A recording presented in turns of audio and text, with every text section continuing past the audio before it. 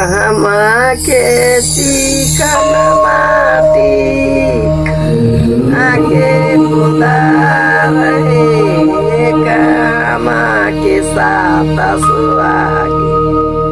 माटी कोरियाल आजुधा के चिकन माटी मेथुला के खुदा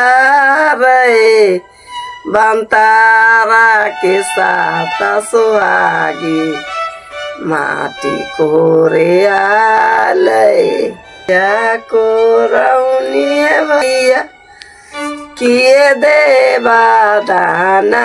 माहो माटिया रौनी भैया किए देवा दाना माहो माटिया को रौनी गे बहिनी काना दुनु सोनामा देवो पाहुना के दे